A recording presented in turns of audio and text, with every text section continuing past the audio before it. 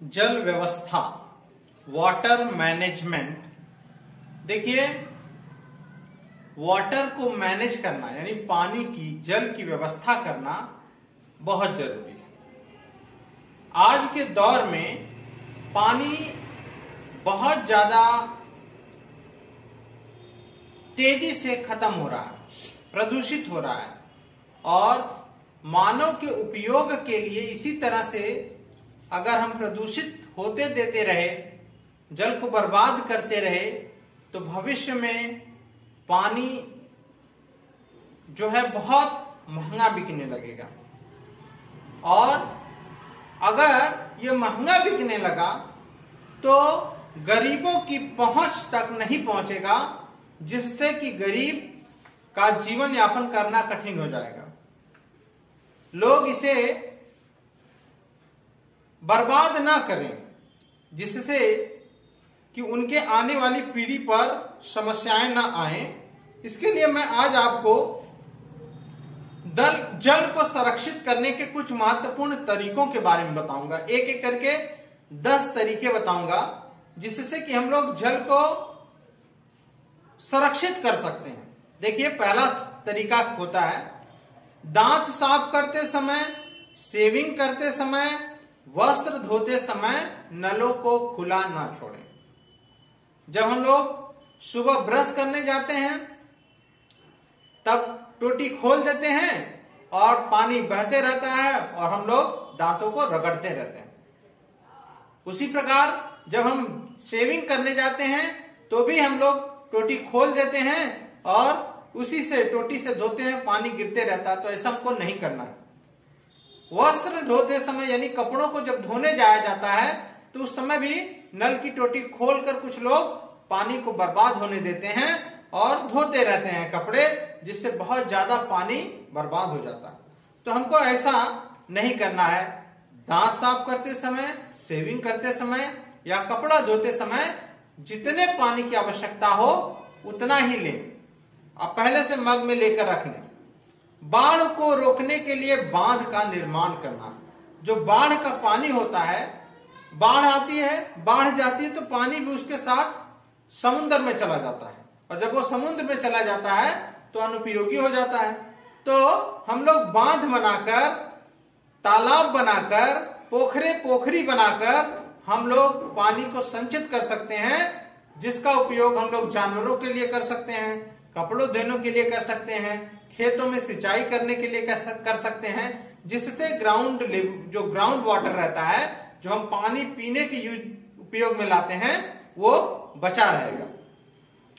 कारखानों में जल को पुनः नवीनीकरण करके उसे उतनी बार प्रयोग में लाया जाता है। अगर कारखानों से जो गंदा पानी होता है, निकलता है, उसे हम लोग नदियों में छोड़ देते हैं। जब नदियों में छोड़ देते हैं तो वो नदियों में मिलकर उसे प्रदूषित करता है, नदी का पानी भी दूषित हो जाता है। तो हम लोग को क्या करना है कि उसे हम लोग फिर से प्यूरिफाई करें, साफ करें, और फिर से बार बार जितनी बार हो सकता है उसी पानी का उपयोग कारखाने में करते रहें। सिंचाई के लिए बेहतर तरीकों का प्रयोग करें, जैसे टपक सिंचन पद्धति कहते हैं, जिसमें बूंद बूंद के रूप में पौधे के पास ही पानी गिरता है, पूरे जगह पर पानी नहीं जाता, जिससे पानी की बचत होती है। ऐसे तरीकों का उपयोग करें। ठीक है। उसके बाद संपूर्ण खेत को पानी से भरने की आवश्यकता नहीं होती। अगर आप पौधे को ही पानी पहुंचा दें जिसको उसकी जरूरत है, तो वो पौधा पानी ले लेगा, उसको जितनी आवश्यकता है उतनी अवशोषित कर लेगा।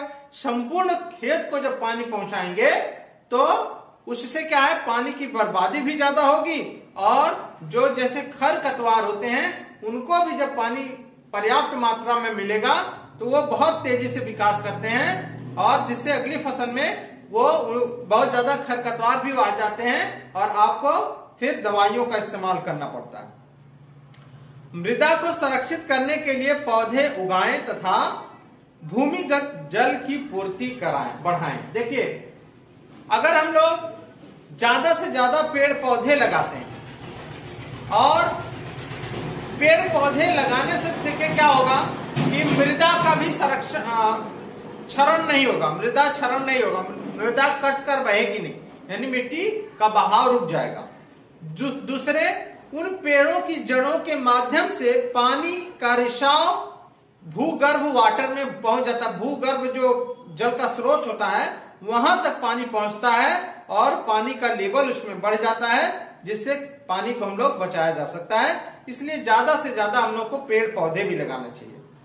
कूड़ा कचरे तथा कारखानों में व्यर्थ पदार्थों का उपयोग करने के पश्चात ही उसे पानी से धोएं। देखिए, पहले हम लोग जो बहुत सारे ऐसे व्यर्थ के पदार्थ रहते हैं, हम लोग डायरेक्ट पानी से, पहले अनुपयोगी चीजों से उसे साफ करिए, या जो उपयोग की चीजें उसे ही साफ करिए। व्यर्थ में किसी चीज को साफ करके पानी की बर्बादी ना करें। जैविक उपजाऊ तत्व तथा कीटनाशकों का प्रयोग करें। ठीक है, जैविक उपजाऊ तत्व जैसे खादें आती हैं, कीटनाशक आते हैं, तो इनका हमको प्रयोग करना है ताकि ज्यादा से ज्यादा हम लोग इस तरह के प्रयोग करेंगे तो जिससे हमारी फसलों का पानी की आवश्यकता कम पड़ेगी। वर्षा के जल की खेती की जानी चाहिए। जो बरसात का पानी होता है उसके जल से खेती की जानी चाहिए, जिससे कि हम लोगों को ट्यूबवेल वगैरह से पानी ना निकालना पड़े।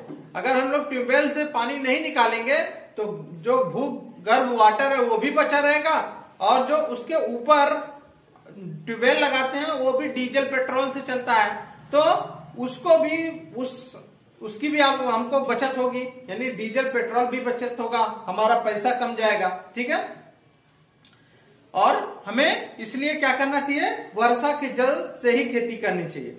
यह वर्षा के जल को इमारतों की छतों पर गिरने देकर तथा उसे नीचे एक गहरे गड्ढे में गिराकर इसका उपयोग किया जा सकता है। देखिए, जो छत पर पानी आता है, छत पर पानी जब उसमें निकलता है तो हम लोग ऐसे ही जाने देते हैं, लेकिन अगर हम लोग वाटर टैंक बना लें और उस वाटर टैंक में उस पानी को इकट्ठा करके रखें तो बरसात के जाने के बाद हम लोग पुनः उस पानी का उपयोग कर सकते हैं, पशुओं के लिए या कृषि कार्य के लिए या अपने दैनिक जीवन में, जैसे कपड़ा साफ करना, हाँ, और अपने घरों पर जो भी दैनिक जो हमारे बर्तन धोने के लिए, ऐसे चीजों के लिए हम लोग उपयोग में कर ला सकते हैं।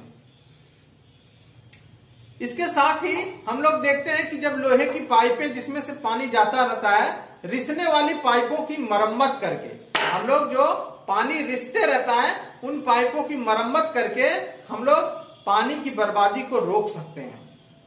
प्रदूषित जल को पुनः उपयोग योग्य बनाएं तथा इसका प्रयोग सिंचाई के लिए करें। अगर पानी गंदा है तो आप उसे पुनः उपयोग हो सके ऐसे बनाएं, उसको साफ करें। किस तरह से साफ किया जा सकता है, ऐसे तरीकों का शोध करें और उसे साफ करने के बाद पुनः उसे खेती के काम में आप उपयोग कर सकते हैं। इस तरह से आप पानी की बर्बादी को रोक सकते हैं, जिससे कि भविष्य में हमारी आने वाली पीढ़ियों को पानी की उपयोगिता बनी रहेगी और वो उसका उपयोग कर लेंगे और उन्हें पानी को लेकर कोई समस्या का सामना नहीं करना पड़ेगा। अगर हम लोग अपने व्यवहार में परिवर्तन नहीं लाते हैं तो भविष्य में पानी को लेकर बहुत गंभीर समस्या उत्पन्न होगी। इसलिए हमें जल को संरक्षित करना चाहिए, जल को उपयोग से ज्यादा खर्चा नहीं होने देना चाहिए और इन चीजों के बारे में अपने से छोटों को, अपने से बराबर के लोगों को जो जल की बर्बादी करते हैं उन्हें इसकी उपयोगिता के बारे में बताना चाहिए। इसके आने वाले समस्याओं के बारे में उनको अवगत कराना चाहिए कि अगर जल को आप व्यर्थ करेंगे तो आने वाली समस्याएं इस प्रकार की होंगी। इसलिए जल को हमको बचा कर रखना चाहिए। इसी के साथ जय हिंद, जय भारत।